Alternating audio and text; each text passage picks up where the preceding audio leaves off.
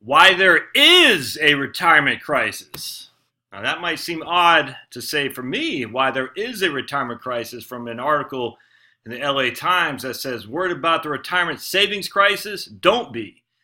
I'm going to show you why there is one. So let's read Dateline, yesterday, I can't remember, one of these days, from the LA Times by a guy named Josh McGee, and we'll go into him here a little bit.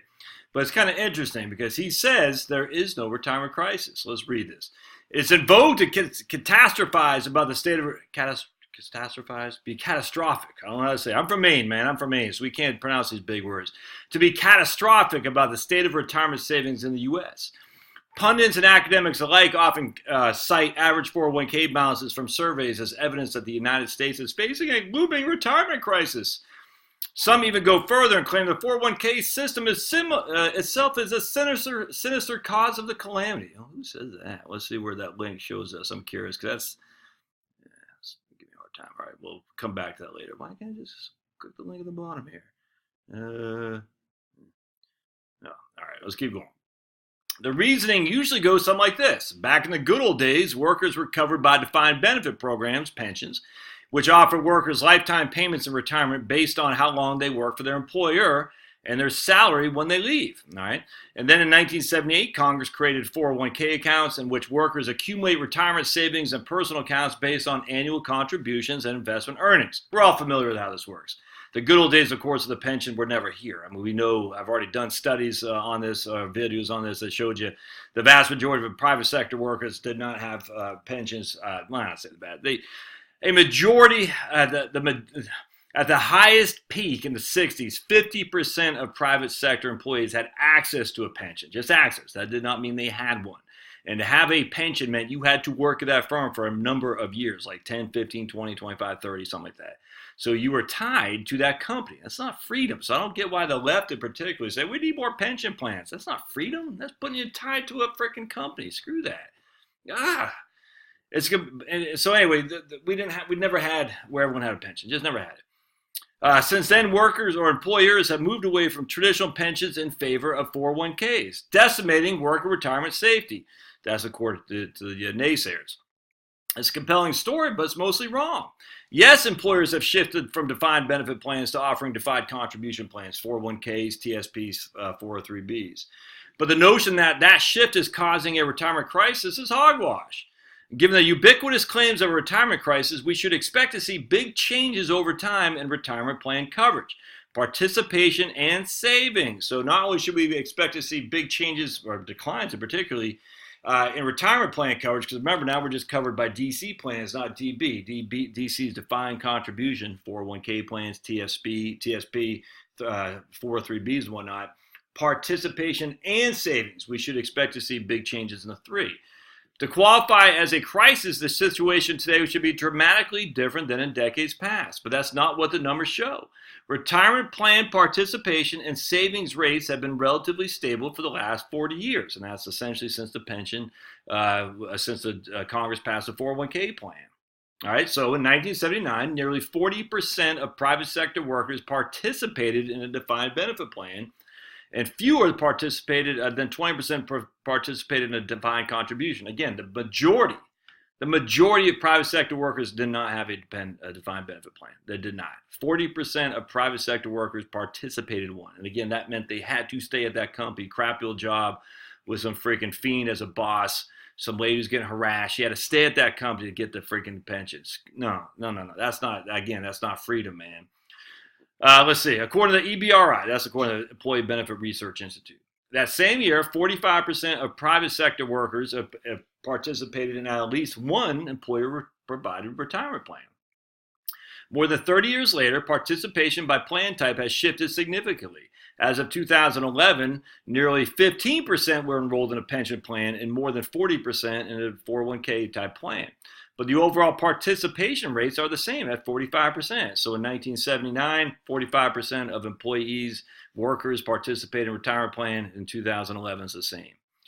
Boston College's Center for Retirement Research has documented similarly stable trends between 1989 and 2016. So essentially half the employees out there have been participating, not just having access, because having access does not mean the same thing, but actually participating in an employer-sponsored plan. let's see. Retirement plan participation is probably better than these figures indicate. I agree with this right here. Recent research by the Social Security Administration suggests that retirement plan participation rates that rely on surveys of workers, like those by the EBRI, are likely underreported. According to the Bureau of Labor Statistics, on the other hand, which surveys employers, more than 70% of workers have access to an employer-provided retirement plan, and 55% participate in them.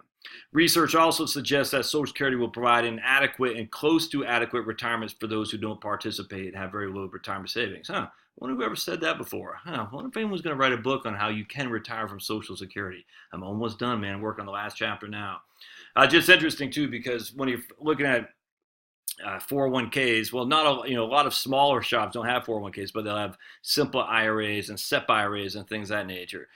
So because they don't have a 401k specifically, because the cost to set up a 401k for a small employer was pretty high back in the old days.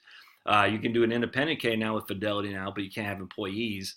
So those, let's say I have 10 employees, you're not going to have a 401k most likely. You're going to have a simple and a SEP IRA instead. And those things are employer-sponsored plans. Do they get factored in to the research, though? I highly suspect they do not, which is why if you're factoring the research from the Employee Benefit Research Institute, which surveys employers, do you offer an employer plan? I bet that's why the numbers are much higher than some of the bigger research shows, because employers, if you got SEP, you might not even know that's an employer-sponsored plan because it says IRA. It says SEP IRA, simple IRA. If you're a dental hygienist and your dental firm only offers a simple IRA, you might not know that's an employer-sponsored plan. You just might say it's an IRA, an individual retirement arrangement. Even though there has not been a decline in the retirement plan coverage, the shift to defined contribution plans could lead to reduction in retirement savings because workers and employers could choose to save less each year than they did before. However, Federal Reserve data show that the total retirement savings, all money set aside in retirement for both defined benefit and defined contribution plans, relative to wages, is at an all-time high, more than doubling since 1980. Let me say that again. Where the Federal Reserve data show that total retirement savings, all money set aside in both defined benefit and defined contribution plans, relative to wages, is at an all-time high. Now, I would say the reason for that is because the wages have not kept up. We know that for a fact. And that's because of Chamber of Commerce corporatism that took over the Republican and Democratic Party. Oh, don't be political. I can't help but be political. That's fact. You let unskilled workers in, you're going to drive wages down. This is the whole thing about the battle over immigration, my friends. Unskilled workers drive wages down. That is a fact. Why do you think the Chamber of Commerce is so hip on unskilled workers? Because they drive employment costs down. The number one cost to an employer is what? Is salaries and benefits to their employees, without question. Drive down the cost of employment, you get more profit for the owners. That is a fact. That is a fact. The Republicans love it because they see it's cheap labor. It gives more benefits to business owners. We get that. Democrats love it because they see cheap labor they can exploit for future votes. This is not debatable. It really is not. You can say, politics, that's a fact. That's why wages have stagnated in relative inflation. They've actually dropped because of the just the unprecedented immigration never before seen. It's crazy. And so I'm not sitting here thinking, this is great. The amount of money set aside for all retirement plans relative to wages is at an all-time high. I'm not sitting there saying that's a good thing. That's a bad thing, actually, because that just shows that the wages haven't kept up for Americans in particular. It's not in particular for Americans. What's more, annual savings rates appear to be relatively constant over time, meaning people are saving about the same share of their income as they did in the past. Interesting. I wonder if anyone has ever talked about that before. Your old buddy Josh. I'm going to read it again. What's more, annual savings rate appear to be relatively constant over time, meaning people are saving about the same share of their income for retirement as they did in the past. The fact that retirement savings are at all-time high and savings rates have remained stable as plan offerings have changed defies the claim that the shift to 401ks promulgated a retirement crisis.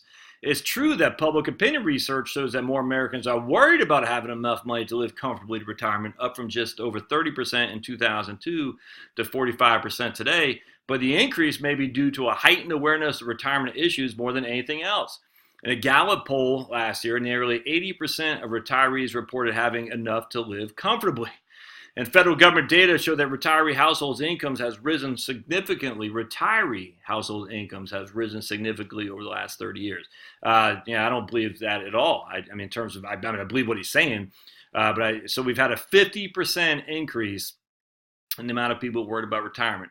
I don't think it's because due to heightened awareness of retirement. I think it's because the 24/7 news cycle, the internet, and all the purveyors of doomsday out there. That's why more people are worried about a retirement crisis than ever, because it fed negative news. Man, journalism 101. If it bleeds, it leads. And what gets clicks?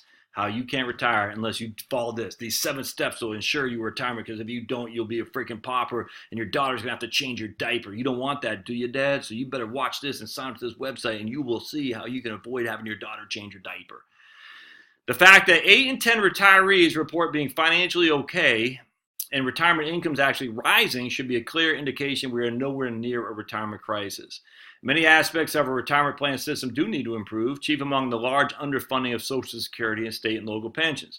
Policymakers and other advocates should also find ways to help more achieve a secure retirement by enhancing Social Security benefits for lower workers. I'm telling you, raise that second bend point. Trump, get on it, man. It looks like the Democrats are about to pass the Social Security 2100. You need to be on that, saying, no, forget this 2100. We're going to raise that second bend point from 32 to even 38. You got to get out there, man. Trump, get out there in front of that, because you don't want the Democrats to pass this and have to put the pressure on the Republicans to go along. You want the Republicans to lead this, and you're the man to lead it. So, man, get that second bend point raised. Give people an adjustment for inflation, increase the tax rates on Social Security in terms of how much is subject to taxes before we got to pay tax on Social Security benefits. You'll cement your legacy forever, just next to FDR if you were to do that. I'm just telling you, man. Yeah. Actually, the funny thing is the 2100 Act is a huge boon to wealthier people, and the reason is because they're going to pay more tax and they're going to get more benefit from Social Security. Let's see. Raising a furor over a non-existent retirement crisis is diverting attention from those and other important issues. We need to get beyond the doomsday approach to retirement savings policy so that we can pragmatically tackle the real issues at hand. Man, I completely agree with that. And that's Josh McGee, a senior fellow at the Manhattan Institute and a member of the Texas Review Pension Board. Now, if you're not Texas Pension Review Board, if you're not familiar with the Manhattan Institute, not a right-wing group at all, but I'm sure the Koch brothers fund them. Oh, big oil. So why do I say why there is a retirement crisis? Some facts are because what all these think tanks do, all these guys, Manhattan Institute's a think tank, they compete for dollars. And so raising a furor over a non-existent crisis. So if there is no crisis, then we're not going to get funding for studies to show that there's a crisis and to show how to fix a crisis. Does that make sense? So if there is no crisis, how are you going to go to the Koch brothers and say, hey, I forgot Charles Cook and whatever the guy's name is, we need money because we got to solve the retirement crisis. Can you give us money? Because if you don't, the pitchfork's going to be at hand and socialism's going to take over. You can't do that if you don't have a crisis. How do you raise crisis if you're Michael Mann with your fraudulent hockey stick on climate change if you can't show something very simple representing a crisis in climate to get the rich people to give you their money? You can't. It has to always be a crisis. We're always living in crisis mentality, which is why all these people say there's a crisis. That's the way they get clicks. That's the way they raise money. That's how they stay in business. Racism never goes away. In fact, I was reading Condi Rice the other day, was being interviewed by NBC, and they said, don't you realize that race relations are worse than they've ever been? And Condi Rice said, man, I lost a friend in a Birmingham church bombing, so shut the hell up. It's awesome. I love it. Because, again, that's how crisis creates money for the crisis pushers. Thomas Sowell calls them the race hustlers. He says they're always looking for racist stuff because that's how they get paid. SPLC. Why do they have an offshore account? Southern Poverty Law Center. Why do they have an offshore account? Because they've been stashing away money from rich northeastern liberals for years and creating these crises and crises and crises. Crisis leads to dollars. Now, if you're the Manhattan Institute and you wrote this article saying there really isn't a retirement crisis, no one's going to give you money to solve what doesn't exist, i.e. a crisis. So what you got to do is say, no, there is a crisis, and we're the people who can fix it, but we got to get the word out there. Can you give us money? That is why I say that is why there is a retirement crisis. Not because it's actuality, but because people need a crisis to raise money. Hey, I hope you like it. Smash, and we'll see you next time.